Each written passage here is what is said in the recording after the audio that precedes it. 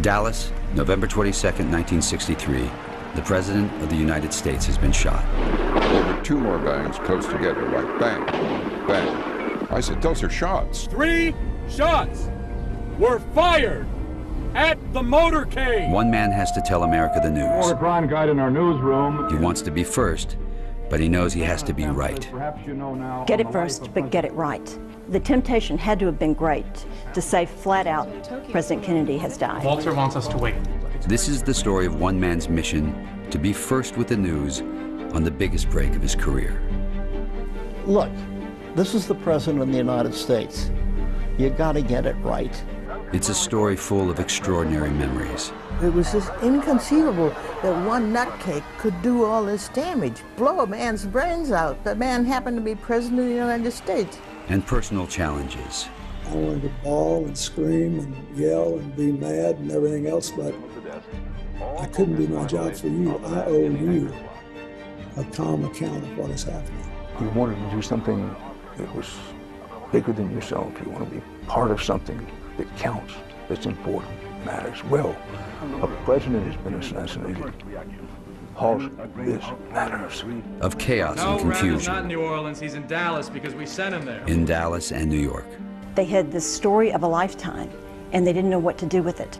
It's a story of two men of the same age, defined by a single moment in time.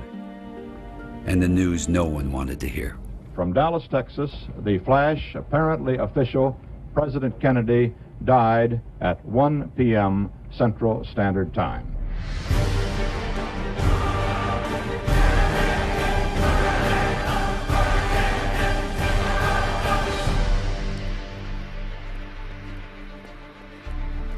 November 21st, 1963. President Kennedy is leaving for a 3-day swing through Texas. He and Mrs. Kennedy will visit Austin, the state capital, San Antonio, Houston, Fort Worth, and Dallas. Dallas, the oil man's city, where Kennedy and his running mate, Lyndon Johnson, had narrowly been elected in 1960. The city where some of the most conservative organizations in the country were based, controlled by men and women who thought that in seeking to negotiate an end to the Cold War, the president was selling out to the Soviets. Dallas was more of a class society than most of the rest of Texas, which is important to understand the context in which the Kennedy assassination happened. Dallas was a businessman's town, a commercial town, as opposed to Houston, which was a blue-collar working town. Dallas was the only place in Texas that looked east for approval. Dallas cared what New York and Boston and Washington thought. It was pretty much known around the world as sort of being the hate capital of the world. And that mostly stemmed from an incident in 1960 when Lyndon Johnson, who was a native Texan and had been the senior senator for many years, was running as John Kennedy's vice presidential nominee and made a political stop in Dallas. And they staged a big demonstration against the Johnsons and against the Kennedy-Johnson ticket. And they accosted Johnson and his wife. One of them, as a matter of fact, grabbed Mrs. Johnson's gloves and threw them in the gutter. And of course, this made news around the world. It had a reputation of being tough on Democratic candidates for national office that came. Adlai Stevenson, Democratic candidate for president, had been there. He and his party had been roughed up a bit. But the point is that this came together in Dallas in a way it didn't anyplace else in the state. Being a native of Dallas, it was a Dallas that I hardly knew. But for the rest of the world, Dallas was really recognized as this center of hatred and intolerance. And I only really came to understand that after the events of November 22nd. That night, things warm up. After a brief rest, President Kennedy and the First Lady venture from the White House to attend a round... The storm of history was about to strike Dallas, America, and the world. At its center would be a young president who'd offered a vision of hope and whose life of promise was to be cut short. The manner of his passing means the name John Fitzgerald Kennedy will never be forgotten. And nor will that of Walter Cronkite, who will be forever linked with that dreadful day in Dallas.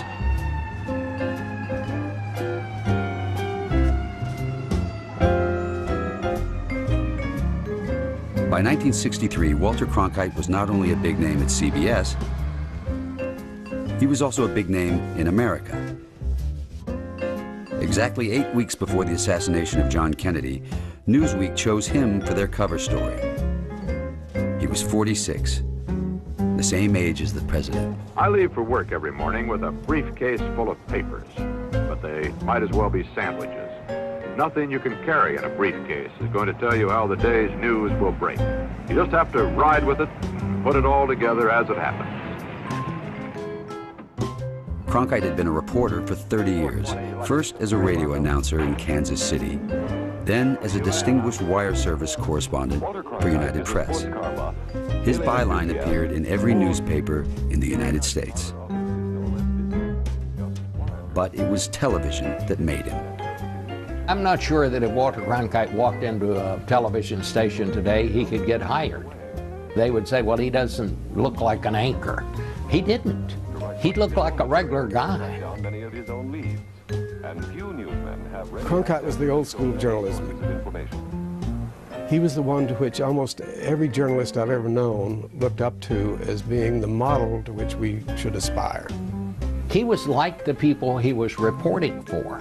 He had been there. He was an old wire service guy. You know, Ed Murrah never liked him very much because he thought he wasn't really that much of an intellectual. Walter was an intellectual, but in a very different kind of way, because he had this curiosity that never stopped. What scripts have we got in so far? To Walter Cronkite would fall the task of telling America and the world that Kennedy had been assassinated. It was a moment in which he would have to summon the experience of a lifetime. Cronkite reads copy against the stopwatch. He was both a good reporter and a powerful television presence. You have to be hungry for the story, but not hungry for the glory. It was a remarkable combination of being ambitious in a healthy way, to be the dominant television journalist of his time, for example. But he'd lived this long, rich, varied life, and it kept him from doing things that he knew he shouldn't do. Kennedy and Cronkite were Second World War veterans. Kennedy had commanded a torpedo patrol boat in the Pacific and distinguished himself by saving his colleagues when the boat was sunk. Cronkite had been a war correspondent, first in London, then after D-Day in Europe, landing in a glider with Allied troops.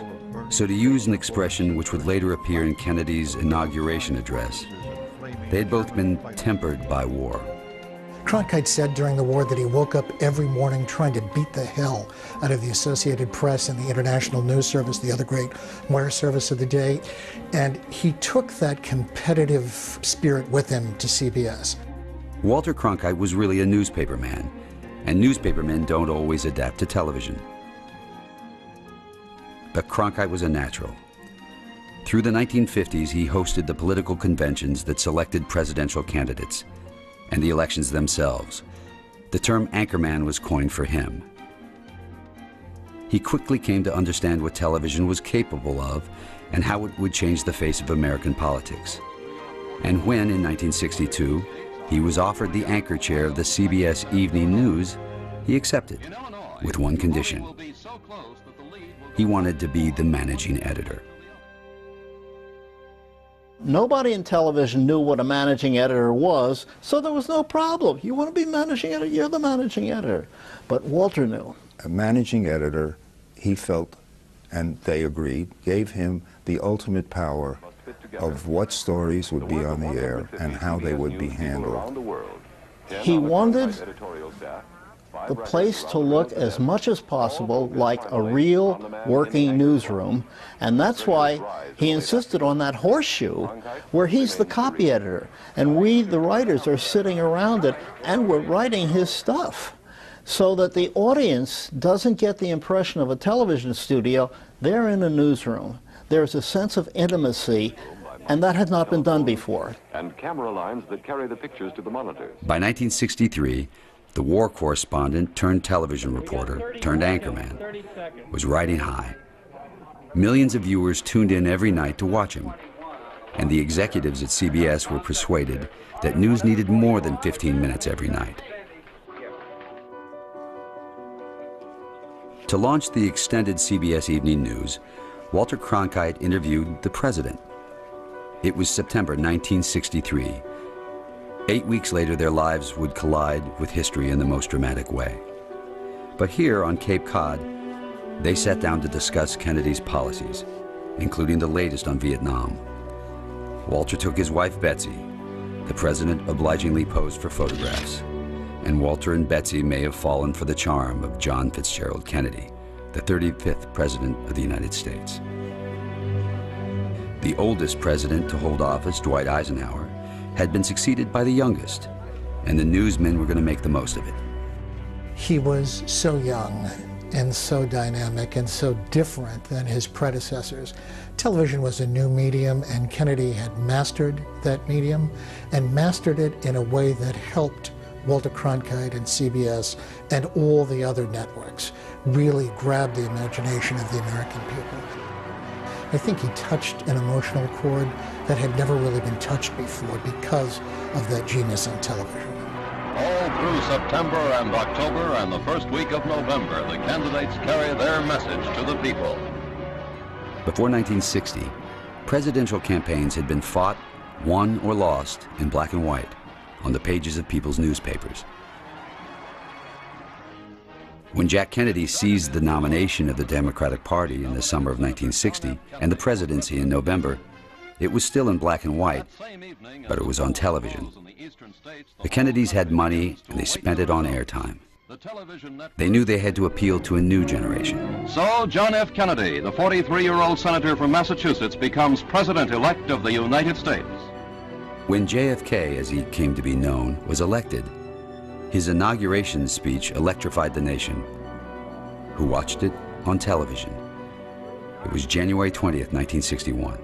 Let the word go forth from this time and place to friend and foe alike that the torch has been passed to a new generation of Americans born in this century, tempered by war, disciplined by a hard and bitter peace, proud of our ancient heritage, and unwilling to witness or permit the slow undoing of those human rights to which this nation has always been committed and to which we are committed today at home and around the world. More people watched that inaugural address on television than any other to date.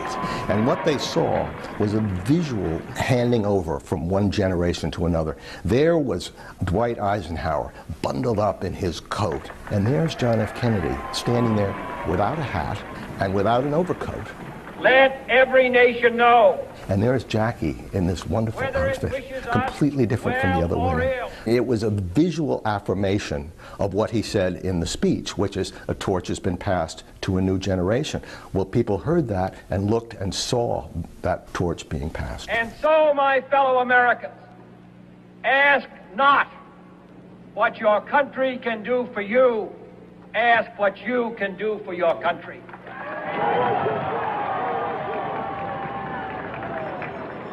The fact that John Kennedy had briefly been a journalist, that he'd written a best-selling book, Profiles in Courage, and that his rhetoric was unmatched by any other speaker, struck a chord with the young reporters assigned to the White House and with the men who had mastered television, which was to become the defining medium of the Kennedy years. He was one of us. He was of the same age as we were. You know, usually the president's a little older. He was a World War II veteran, which millions of people in this country were. He was well-educated, well-spoken.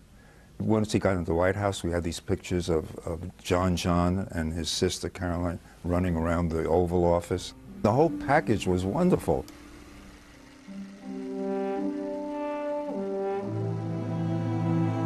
He was an exceedingly good-looking guy, and his wife was very good-looking. The children were charming.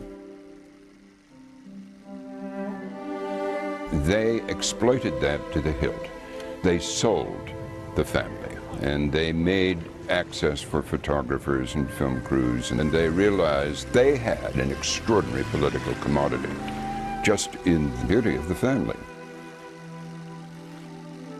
I was finding what all the other reporters who'd covered him through the campaign had learned years ago, the extraordinary charisma and charm of this man, who seemed to move always in his own high pressure. He created weather around him, as some film stars and people do. The things they did in their spare time were extraordinarily attractive. I mean, sailing off Hyannis. They had fabulous raw material to work with, and they realized it.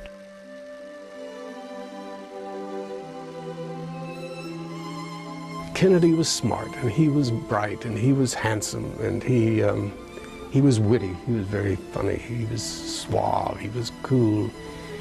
And he was the new world. This was what was going to be. And he was promising great things.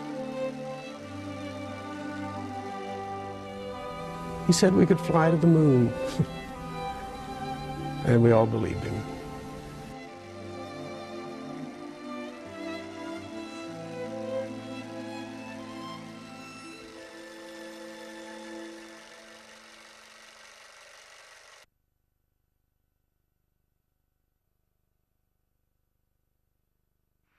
In that November week in 1963, President Kennedy went to Texas at the invitation of State Governor John Connally. He intended to deal with divisions among Southern Democrats, but he also had an eye to re-election. So the trip had an odd feeling, party business, but also all the hallmarks of a campaign: the open limo, the crowds, a few supporters with placards for 1964. This was a political trip, 1 year away from the 1964 re-election campaign. He expected it to be a tough campaign. He thought he possibly could lose, given the fact that he won by such a narrow margin in 1960. And this trip was a political trip top to bottom. Both Lyndon Johnson and Governor John Connally had said to the president, listen, the Republicans are going to raise a lot of money for the 1964 election, and you better get down here early and settle some of the money that we got the last time and get it for 1964. If the Kennedys had any doubts about their popularity in Texas, they must have been reassured by the crowds in San Antonio and Houston, where they honored Albert Thomas, the congressman who had secured the Space Center for Houston. He was to play a part in the events of the following day. A few hours later, they flew on to Fort Worth, and the following morning, the day the president would go to Dallas, the crowds at a Chamber of Commerce breakfast in Fort Worth treated him like a rock star. The president, the vice president, all of them were gathered at the Texas Hotel in Fort Worth that morning. 10,000 people had turned out the night before when Air Force One landed at Carswell Air Force Base. He got an overwhelming reception. In the morning at Fort Worth, when Kennedy came out to talk, and then walked around the perimeter shaking hands with everybody, and the crowd was delirious, absolutely delirious. And I was inside the Secret Service, just near them, beside him, right beside Kennedy a few times. I walked beside him with Jim Wright, the Speaker of the House at the time, and Kennedy had shaken all these hands, and he pulled a clean white handkerchief out of his pocket and wiped his hands on it, and it made the handkerchief very dirty. And he said, well, that was all right, and he was very cool about it, about this explosion of rapture in all these faces.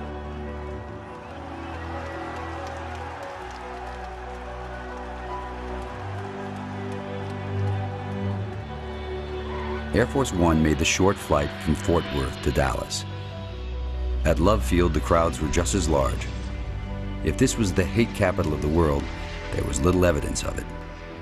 It had been raining in Fort Worth, but in Dallas the sun was shining, and the decision was taken to remove the cover of the presidential limousine for the 10-mile motorcade through the city to the Trade Mart.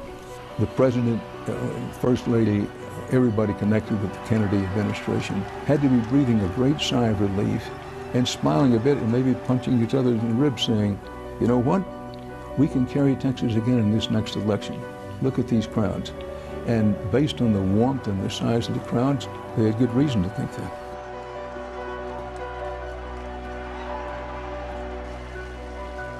The outpouring of goodwill in Dallas toward President Kennedy and toward Mrs. Kennedy, the First Lady, far exceeded what even Lyndon Johnson and John Connally, the Texas political powers, thought was possible. They were hopeful, but in Dallas they didn't quite know what they were going to get. The crowds were large and warm, and I think it's fair to say that the reception in Dallas maybe even surprised Dallas. We'd been expecting something to happen, but that seemed totally blown away by the rapture of the Dallas crowds once we got into the main part of town. Until the turn was made in front of the school book depository, it had been a great day for the President and for the First Lady and for their hopes of changing their image in Texas.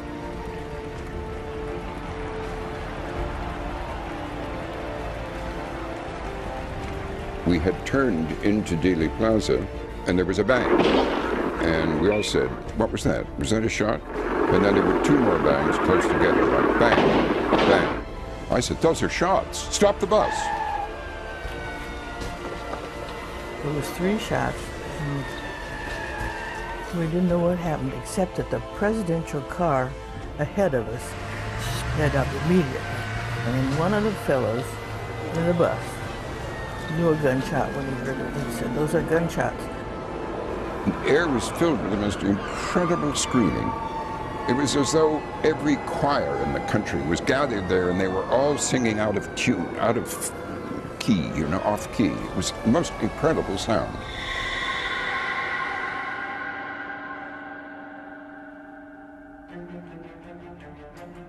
When Lee Harvey Oswald shot John Kennedy from a window of the Texas Book Depository, one reporter, above all others, grabbed the story and knew what to do with it. Merriman Smith was a correspondent for United Press International. Smitty knew Walter Cronkite because they shared a common bond, the training of a wire service reporter. Merriman Smith was the White House UPI reporter, and he was in a car about 4 back from the presidential limousine. He hadn't seen much, but he did hear 3 shots, and Smitty, unlike some of the other reporters, knew that these were not firecrackers, these were gunshots. He was a gun fancier. And so he picked up the phone, and it was the only phone available. There were no cell phones. There was one phone in the press pool car. He grabs the phone, and he starts dictating to his desk in Dallas. The phone rang. UPI? I recognized the voice. The voice was that of Merriman Smith, who was our UPI White House correspondent. The voice on the other end was screaming. Just listen. 3 shots were fired at the motorcade. 3 shots were fired at the motorcade. I said, I can't hear you. I would have thought that most people in the room had heard him, maybe even down in the street. 3 shots were fired at the motorcade. Well, at this point I had grabbed some paper and rolled it into a typewriter. And I started writing just what he said, Dallas UPI, 3 shots. And I suddenly realized I can't do this. I can't do it alone. And my boss, it's Smitty, Jack Fallon, grabbed the phone out of my hand. I was handing it to him. And he started talking to Smitty, and he was writing. And the first bulletin moved that time. On the teletype machines, 5 bells meant a bulletin. It was 5 bells that attracted the attention of the CBS newsroom in New York. It was 12:34 in Dallas, 1:34 in New York.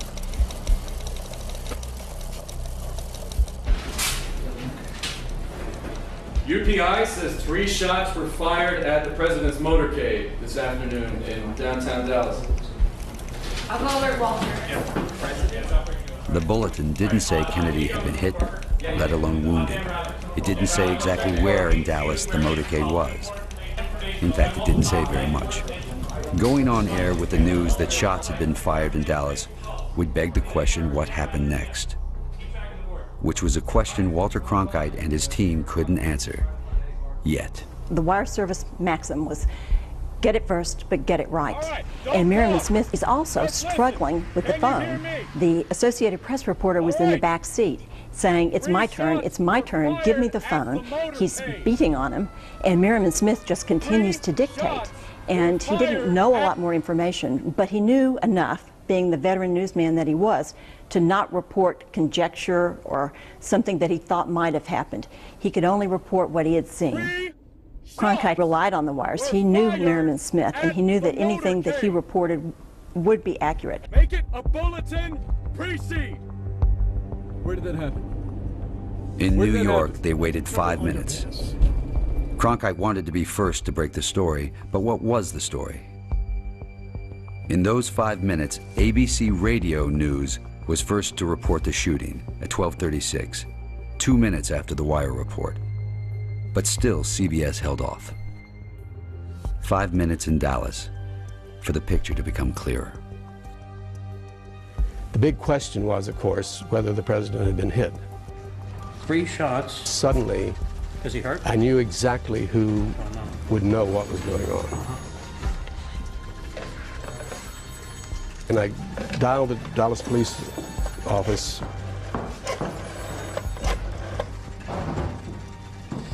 Bill Hampton, UPI, give me dispatch. It suddenly occurred to me that the one person who would know what was going on would be the police dispatcher. Yes, what can you tell me about the shots fired at the president's motorcade? He said, well, the president's been hit. I just got off the phone with a motorcycle escort. There's blood in the back of the car, and they're taking him to Parkland Hospital. We proceeded to the trademark, where we were going to hear the president speak, and he wasn't there. So I called, we all called, but I happened to get through first, I believe. And we called our New York offices, and the New York office was saying, Merriman Smith is saying the president has been shot, he's in Parkland Hospital. So I screamed, Parkland Hospital, to all my colleagues, and we dumped everything, the phones and everything, and ran and scrambled. It was chaos. Now, reporters knew that the president had been hit, and Merriman Smith, the UPI man on the spot, was able to see it with his own eyes. When he arrived at Parkland Hospital, there was no proper crime scene, and the president was still lying in the open limousine. Merriman Smith had talked to Clint Hill, who was one of the Secret Service agents that day, and the press car arrived even before they took the president inside. And Clint Hill was there trying to get a gurney out to get the president inside to the emergency room. And Smitty asked him, how is he? And Clint Hill said he's dead.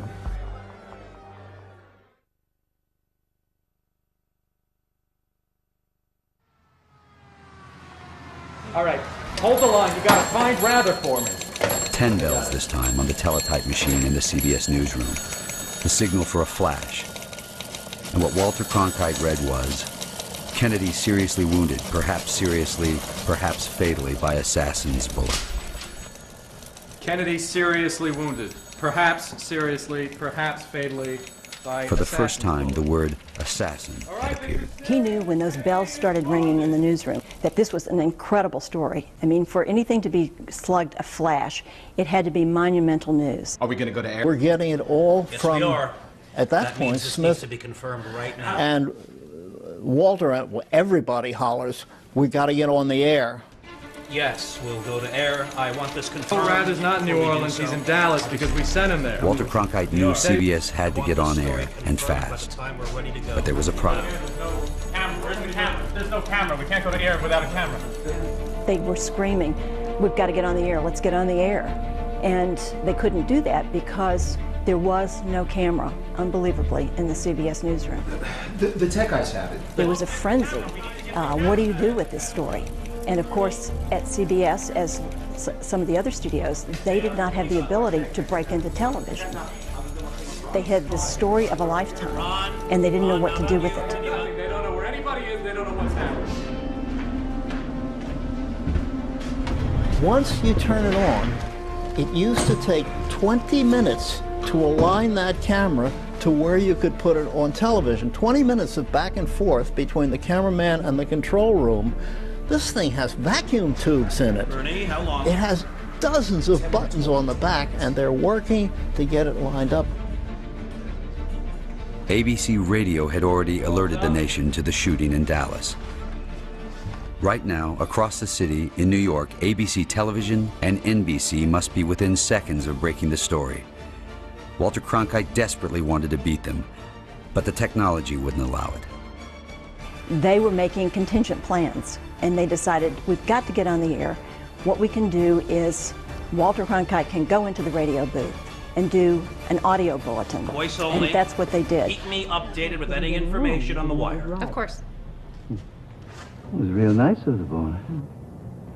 And I thought about it, and I gave it a great deal of thought, Grandpa.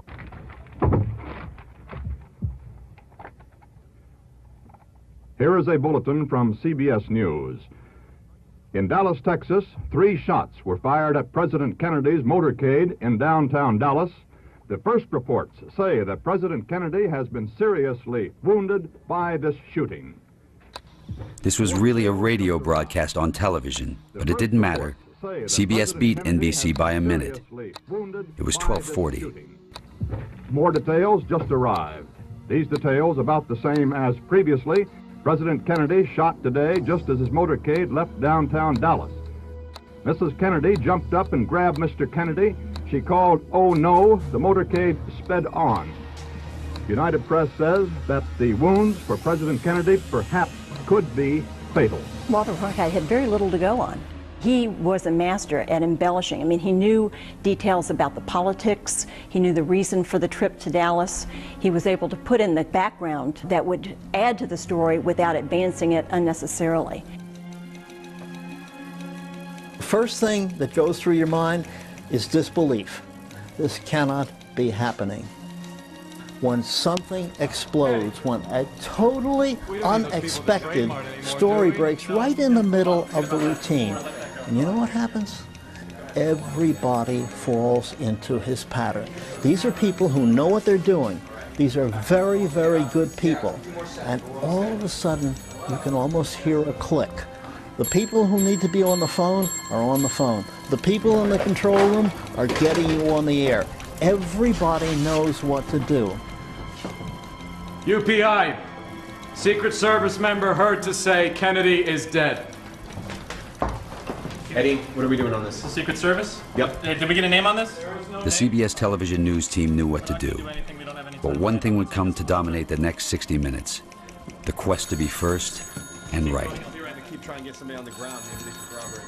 From the moment that you worked your first day at the wire service, they emphasized how important it was to get things right. It was so much more difficult to take back a mistake that you might make. A Secret Service man was heard to say he's dead as the president was lifted from the rear of the White House touring car, the famous bubble top from Washington, and taken into the hospital. Get it first, but get it right. The president and Governor Connolly were taken into the emergency room, and witnesses there refused to comment on whether the president was still alive or not. As the bullet was heard to wing out of the... This is the President of the United States. You got to get it right. You don't want to scare the whole country if indeed nothing has happened, and if indeed it's going to be a footnote to tonight's evening news. On the other hand, there's the awful possibility that something has happened. So what you got to do, you got to get on the air. Secret Service men unlimbered their automatic... 175 million Americans had tuned into the 3 networks, the biggest television audience to date. 175 million Americans who were traumatized by the news and wanted more.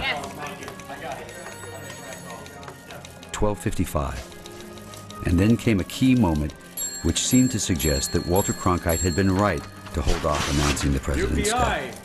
Albert Thomas now says Governor Connolly and President Kennedy are both still alive. Can we trust what Thomas says? He's a representative from Houston. He's on the inside. He should know. Ellen, take this to Walter. You stay with the service. I'm going to call her. Get back on that last call. Got it. Yeah, right. Okay.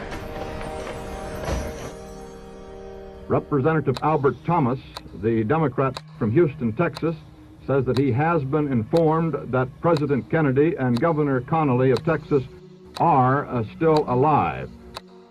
That was the thought that Cronkite took with him into the television newsroom when CBS was finally ready to go on air at 1 o'clock. Now every local CBS station in the country was taking the feed from New York.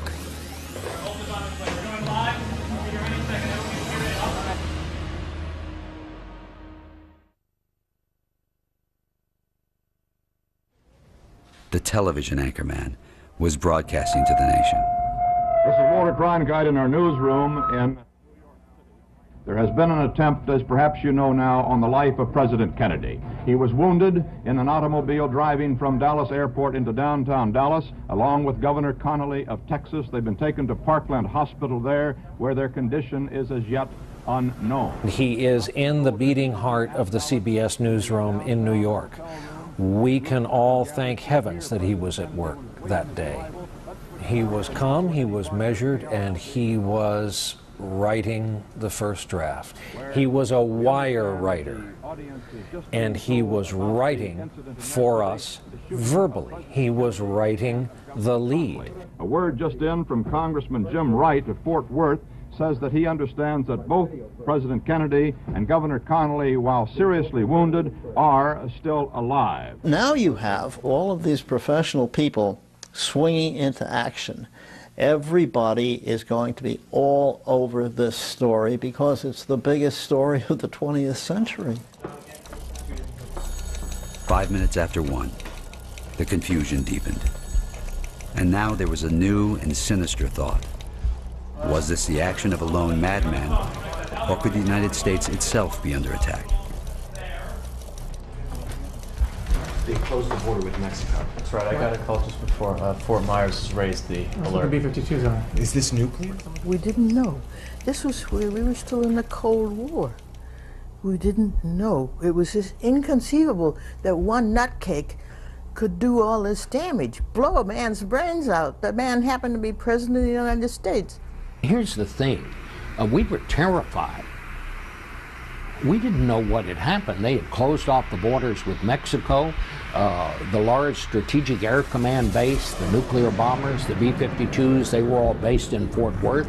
We didn't know if these were the first shots fired in World War III. We didn't know what had happened. The United States was not under attack. The shooting of President Kennedy had been the action of one man, but no one knew at the time, and it reinforced Walter Cronkite's instinct to be cautious. Eddie, Walter wants a word. Cronkite was the voice and then the face of the news that day, but he was the first to admit that it was a team effort. The reporters in the newsroom, the technicians, and the reporters in Dallas, CBS White House correspondent Robert Pierpoint, Eddie Barker, and Dan Rather. Cronkite would come to rely on these men as the story developed. Eddie Barker was news director of the local CBS station, KRLD, and had good local contacts. He chose to cover the lunch at the Dallas Trade Mart, where the president was due to speak. That was the location of the fixed camera, and that was where he had to stay to feed bulletins to New York. And who was to have given the invocation here. But Barker had a good contact at Parkland Hospital. Today. As you can imagine, there are many stories that are coming in now as to the actual condition of the president. One is that he is dead. Eddie Barker, who was with the CBS affiliate in Dallas, was reporting that a doctor who was at the luncheon had called the hospital and been told that President Kennedy had been shot.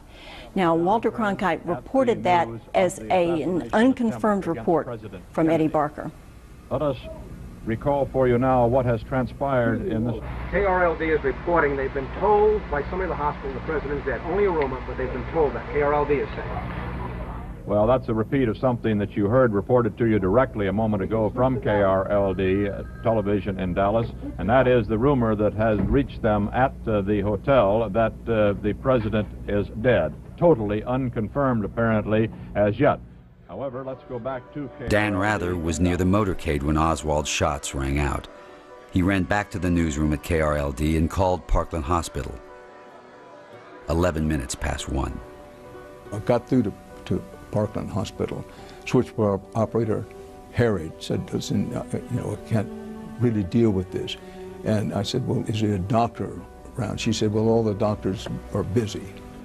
eventually the doctor came on the phone, and the doctor said, just matter-of-factly, that he believed that the president was dead. So I naturally want to get his name. And he said, well, I'm not authorized to talk, was it? And click, went off. So I've lost the line at the hospital. But I redialed the hospital almost immediately, and the second call went through. That's when the switchboard operator, who was very helpful to me, said, listen, you know, there are two Catholic priests here, maybe they can help you. When the priest got on the line, and I said, and he just said, matter of fact, he was obviously torn up about it, shaken about it, said he was dead. And I asked him to repeat it, and he did repeat it. And so now we have a doctor and a priest at the hospital, and we have Eddie Barker's hospital official at the trademark. When Father Huber came to administer the last rites, we went out and talked to him and said over again, was he still alive when you administered the last rites? And he was kind of sort of evasive about it. He wouldn't actually say yes. 2 priests came out, and Hugh Sidey and I ran over to the 2 priests and said, did you give him the last rites? And the priests nodded yes. Parkland Memorial Hospital was besieged by reporters and camera crews.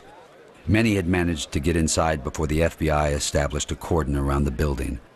Some reporters thought they knew more than others, but they all had one thing in common: a lack of telephones.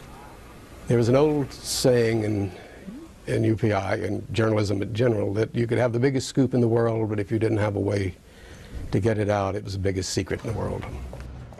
But in those days, a calling party had to hang up to break a connection. Don, it's Bill. I got a plan. I'm going to hang up. You're going to call back. We're going to have the line. Yeah, I'm going to hang up. Call back at 590. I could hang up my phone, and as long as Don did not hang up the phone in the UPI office, that phone was ours. It was for the rest of the day. And so I did, and he called me right back, and I answered, and I said, okay. And he said, now go find Marilyn Smith. Is it you? Great. It's chaos here. Don't hang up. Great. I went in straight into the emergency room through the swing doors. There was Merriman Smith dictating the story because he'd been in the pool car, and there were nurses pulling on, saying, you can't use this phone, you can't, and he just went on dictating. One of the great things about being a wire service reporter, I'd worked for Reuters for 5 years, you learn how to dictate. I grabbed a phone off a nurse's desk, which was the first one I saw, and I got into a fight with her. She said, no, you can't have that, somebody might call. And I said, I need this. I remember we were screaming at each other. People for the first time saw news as it's gathered and saw the process. Up until that time, all most people knew about the news was the final product. They read the story in the paper, they saw the story that had been edited and put on television, but they had no idea of the process of how it's gathered, and they suddenly discovered, hey, this is kind of a mess. People push and shove, and they shout, and they holler, and nobody seems to know what was going on, and I think in many ways that sort of hurt the credibility of journalism. In the midst of the confusion, Dan Rather and Eddie Barker spoke on the phone. They wanted to compare notes, to take stock. It was 19 minutes after 1. What happened next was a game changer. Eddie and I were on the phone. I knew he was at the trademark. I had an open phone line to New York, but I didn't realize how many people were on that phone line. It turned out at least 3 people from radio were on. And in New York, the radio operation and the television operation are close to each other, but are separated. So on the phone line, when I thought I was talking to Eddie Barker, somebody in New York said, you say the president was dead. I said, yes. Ladies and gentlemen, the President of the United States is dead. John F. Kennedy has died of the wounds he received in the assassination in Dallas less than an hour ago. It all happened very quickly, and the next thing I knew, they were playing the Star-Spangled Banner. We repeat, it has just been announced that President Kennedy is dead. There wasn't any doubt in my mind that he was dead. But if someone had said to me, well, Dan, do you think we ought to play the Star-Spangled Banner and announce it? I would have said, that decision is above my pay grade.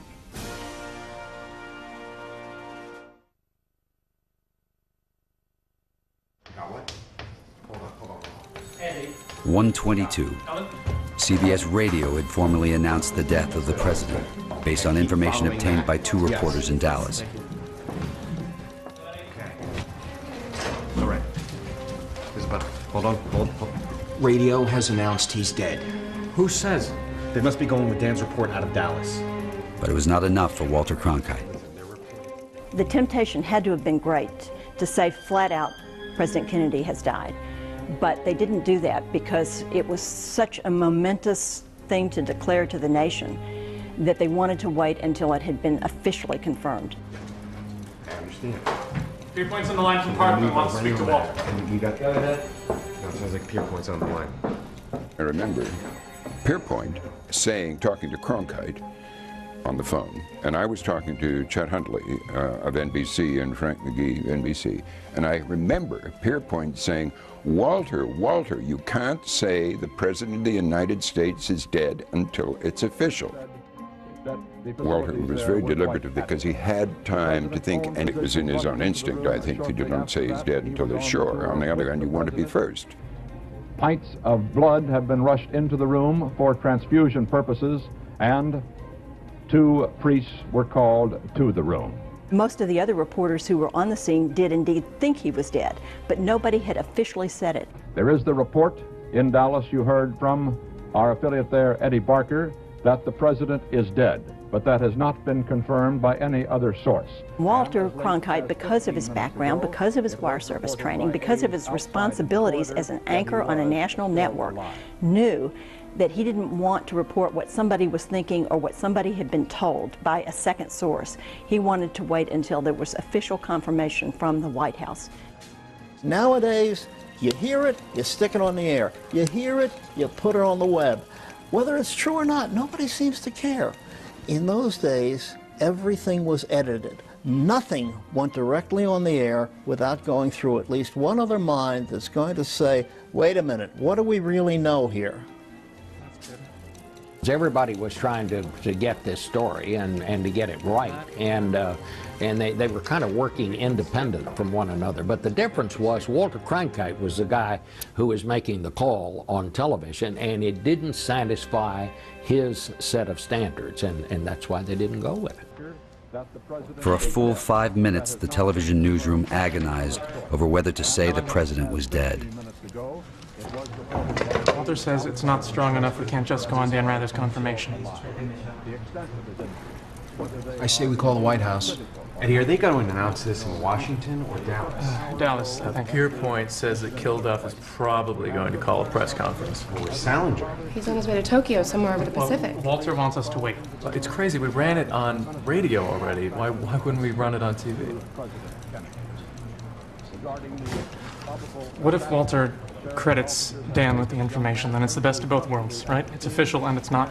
Yeah, I think that makes sense. We just have a report from our correspondent Dan Rather in Dallas that he has confirmed that President Kennedy is dead. There is still no official confirmation of this, however. It's a report from our correspondent Dan Rather in Dallas, Texas. So Cronkite announced that Dan Rather had announced the death of the president. But it wasn't the same as an official White House statement. At Parkland Hospital, the Secret Service wanted to get the new President Lyndon Johnson to the safety of Air Force One at Love Field. And President Kennedy's people were preparing to confirm the one fact no one wanted to hear. When Johnson and party swept out, Pierpoint and I were there, but Mac Kilduff, who's the deputy press secretary, said, hey, you guys, come on, there's going to be a press conference. We couldn't go through the hospital complex. We had to go outside the whole perimeter. All the time, Pierpoint and I saying to him, he's CBS, NBC, for God's sake, Mac, tell us, is he dead? Is he dead, Mac? Come on, are you going to tell us? Are you going to tell us he's dead? All the way until we got to the front of the hospital, went in, and there was like a schoolroom there where I think they taught nurses. Kilduff took his place behind a desk, like the teacher's desk. He was crying, and he put his hands on the desk like this with his fingers spread, trying to steady himself. And then he said, President John F. Kennedy died today. And somebody said, just a moment, what time is it? And he said, everybody, it's 1 o'clock. And then they agreed, okay, it'll be 1 o'clock. I took off running as fast as I could. 50 years on, and I can almost remember that little sprint I made. There's a woman in a nurse's station who saw me running and sort of put her hand to her mouth. And there was a guy on a gurney who sort of sat up and looked at me. And anyway, I went in and grabbed the phone. Don? My God, he's dead. He's dead. He's really dead. And Don Smith said, "Who, Bill?" The White House man, Malcolm Kilduff. And I heard Don shout down to Jack, "It's official, White House."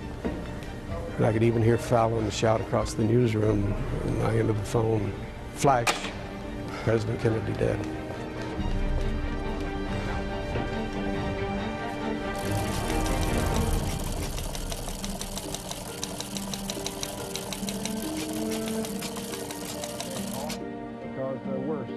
Eddie Bliss got the copy and handed it to Walter.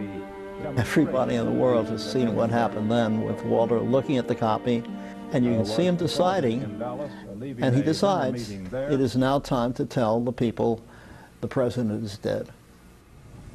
From Dallas, Texas, the flash, apparently official, President Kennedy died at 1 p.m. Central Standard Time, 2 o'clock Eastern Standard Time, some 38 minutes ago.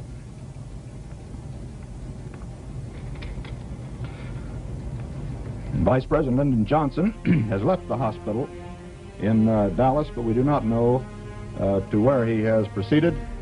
Walter handled himself very, very professionally, very well, wiping his eyes a little bit and taking his glasses off, but who wouldn't have done that? To be moved by that news. Presumably, he will be taking the oath of office shortly and become the 36th President of the United States. He was able to maintain that composure. It was something that he learned during the war. President Kennedy at Dallas Airport this morning was cheerful and waving. It had been quite a triumphal tour of Texas. The murder of a president is a horrendous thing, but Cronkite had seen worse during the war. World War II made young men look much older. And when those young men came home to be anchors on television, they all looked like our dads, and in some cases our granddads. And on that day, he was our dad.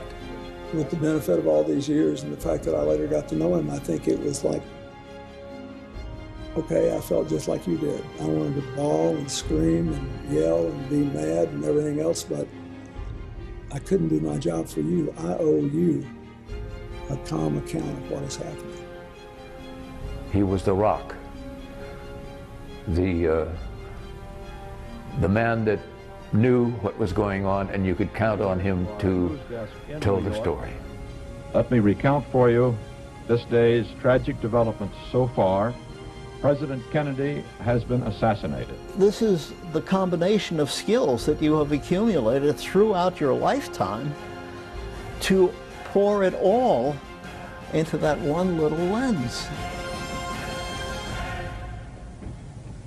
From Dallas, Texas, the flash... Of all the images of that weekend, and there were many, Walter Cronkite almost letting his emotions get the better of him is perhaps the one that has stayed in most people's minds. Some 38 minutes ago. There were stronger images to come, but that instant, when this all-American anchorman was so visibly touched by the awfulness of that official announcement, that was when television came of age. NBC was just as much on the story, but now the world thinks that Cronkite announced Kennedy's death.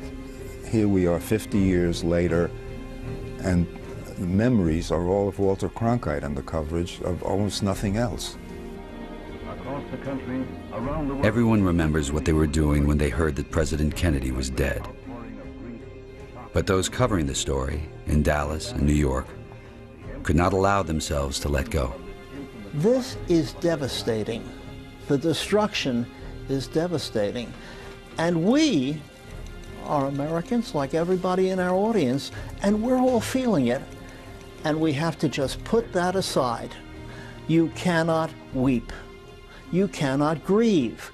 You have to think about 5 minutes from now on television. Later on, you'll weep, and later on you'll grieve, but not now. I remember being shaken, and I mean literally shaken, right down to the soles of my feet, when I realized that the president was dead. But in that moment, one of two things happens. Either your emotions consume you, and you begin to weep, perhaps literally, or professionalism takes hold, and you say, in essence, I can't do that. I can't let that happen now. The story is what counts. This nation's place in history, to the fact that we do stand on the edge of a great new era, filled with both Your prayer as a reporter is, God, give me the big story. And being really reporters, most of us have a second prayer. And by the way, God, if you do give me the big story, could you please let me be at or near my best? This is why you got into journalism. You wanted to do something that was bigger than yourself. You want to be part of something that counts, that's important, that matters. Well, a president has been assassinated. Hoss, this matters.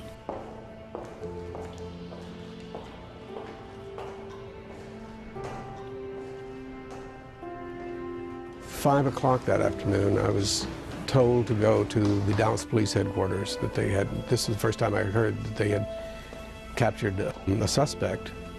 It was sort of the first time I thought, oh yes, of course, somebody had to have done this. There's an ominous symbol in Lee Harvey Oswald's murder weapon. I started jogging across the lawn at Parkland, and there was at that time there was a great huge live oak tree sort of in the middle of the lawn. I reached it and it suddenly hit me. My God, the President Kennedy is dead. And I stopped and I put my hand against the tree and I just started to cry. And I didn't know he had represented so much, especially to us who were just coming into adulthood at that time. And I sat there for maybe half a minute.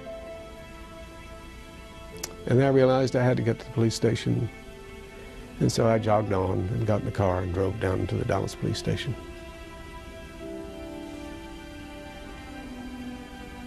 It was hard to take in. It's even hard to take in now. They ask reporters, how is it you're able to do your job in the midst of tragedy? Well, the way you do it is you just focus on what's before you, as a doctor would. You get your job done, and then if there's an emotion, you feel that later. I realized I had no emotion after that, and it took a long time for it to come back. I never felt that way again until 9/11. But a new world of law, where the strong are just, and the weak secure. He was a model. And the peace preserved. He was a model to which we hope the new world would aspire and follow and be like. And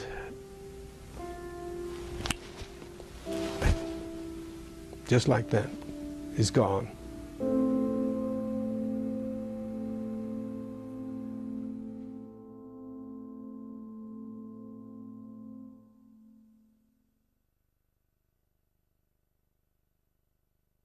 President Kennedy is dead of an assassin's bullet. Walter Cronkite stayed on air that fateful afternoon, consolidating his initial lead over the other networks, trying to find out more about Lee Harvey Oswald, the assassin, and whether he was a part of a wider conspiracy, trying to make sense of it all.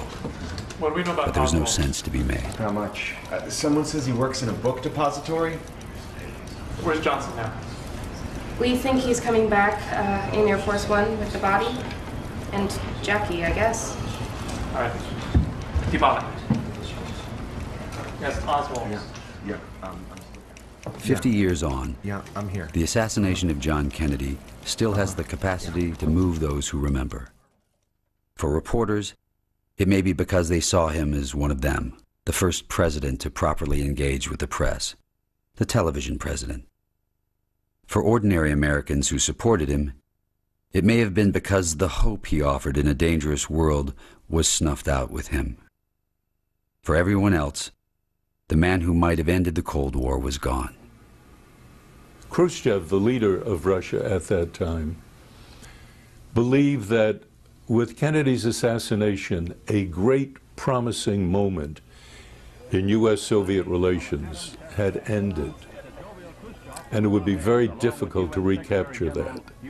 They also had a feeling they really didn't know Lyndon Johnson, but they knew Jack Kennedy.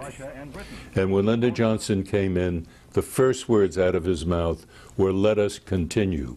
And what he meant by that was, let us, please, dear God, continue what it is that Kennedy represented in the U.S.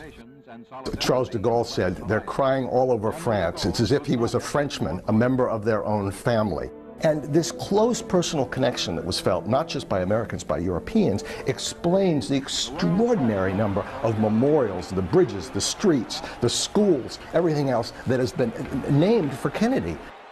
I like to say that if you could turn off all the lights in the world, except the lights that illuminated something named for John F. Kennedy, the schools and the bridges, that astronauts sent into space from the Kennedy Space Center would see a network of twinkling lights all over the United States and all over Europe and also some in Africa and Asia. The leaders of the world came to Washington to pay their respects. The funeral was set for Monday, 3 days after the assassination.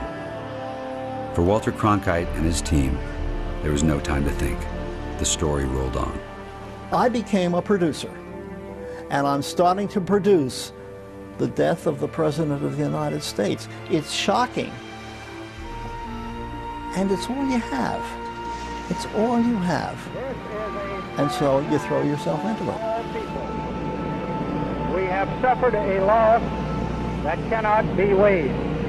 This television marathon started. We will not be off the air for 4 days and 3 nights.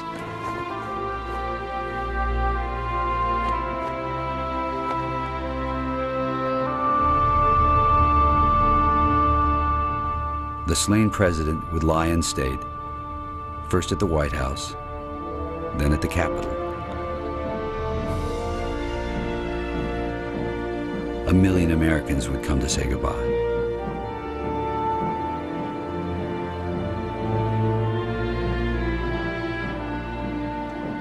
This story was moving so fast, newspapers couldn't keep up. Through that weekend, American culture changed dramatically. Television easily replaced print as the main source by which Americans receive their news. There are Americans who didn't turn off their television set for 3 days. They walked with Mrs. Kennedy. The entire nation was able to mourn with the family. And thanks to television, we were all able to take part in it.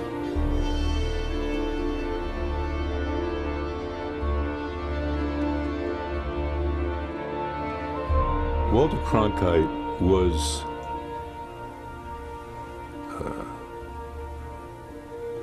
the master of the moment. No one did it as well as he.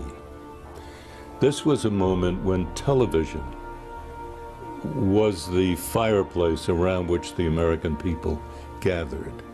Walter was the face of television. Maybe there were other people who could have done it as well, but I don't know anyone. I think people rallied around the television set to listen to Walter tell them how they should feel.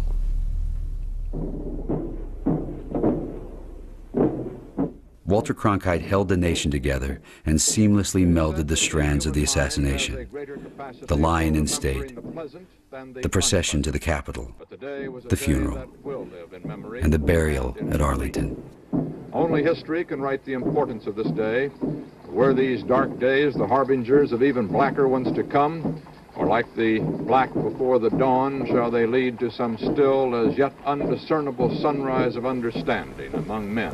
It was just everything all together. It was a dignified, modest man who reflected back the best of us. We were watching this flat glass surface, the television, but we were really watching a mirror. He was Walter, he was us.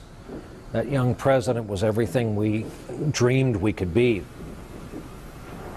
because it was a moment of incredible grief and lost promise for the country.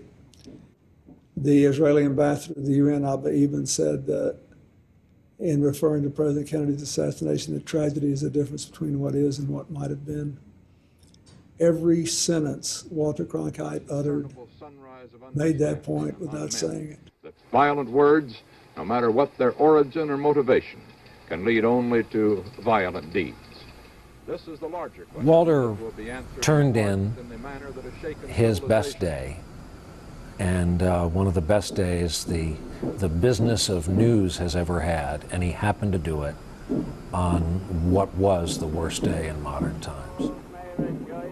In those darkest moments, Walter Cronkite was father, son, uncle. And over all of this was the shadow of Dallas, where some reporters were still asking why. I'd gone with a camera crew to shoot the display of flowers and notes that had been left at the site of the assassination. An elderly man came along, and there was a sort of stone wall, and he came and sat on the stone wall, and he put a transistor radio beside him. And at that moment, the Black Watch Regiment was passing the microphone in the funeral, and the pipes were playing a lament. Now, I had seen them on the White House South Lawn a few days before, with President and Mrs. Kennedy sitting on the balcony in the South Portico with their children, Carolyn and John. My children were exactly their sex and ages. Hearing the bagpipes, I suddenly found I was crying. There were tears pouring down my face.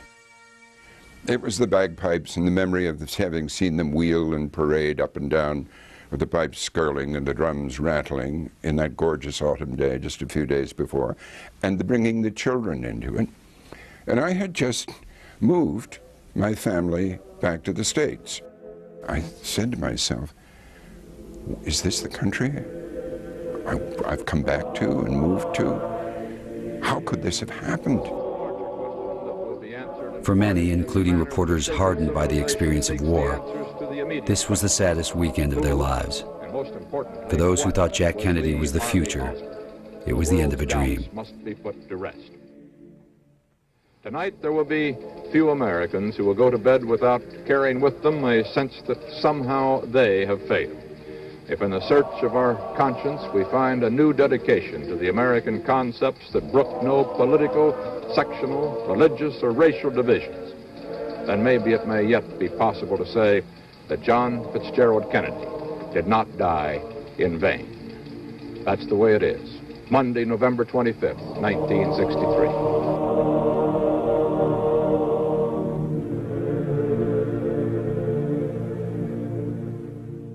The hammer to the heart that was the assassination, it gave more poignancy and meaning to the moment of the Kennedy years for those of us who lived through it. And therefore, it was, it is, and it shall remain a moment for the ages. The Kennedy era will always be just one brief, glittering, shining moment in the broad sweep of American history. But what a moment. For Walter Cronkite, it was the defining moment in a career that would continue for another 45 years. For him and for those who helped report it, there would never be another story like this. Walter Cronkite was already becoming one of the most trusted broadcasters, but after that weekend, Walter became the most trusted person in America. It just reinforced my view that someday I hope I can work for Walter Cronkite. I wanted to be Walter Cronkite. I still do. 6 months after the assassination of President Kennedy, CBS made a documentary about a day in the life of Walter Cronkite. Nothing had changed. The newsroom on West 57th Street was the same. The teletypes chattered. The reporters were still there.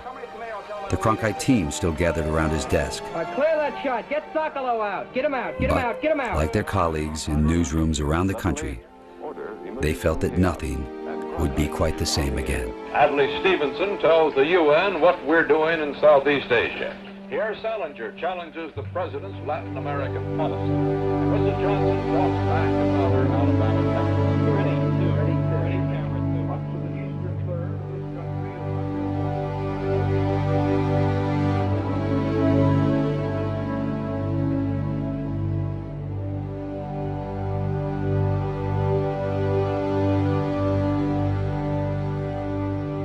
This is Walter Cronkite. Good night.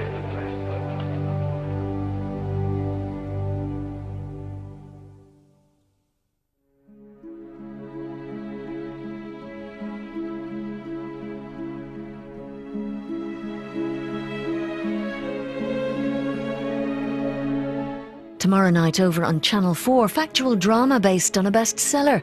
Rob Lowe stars as the president in Killing Kennedy at 9.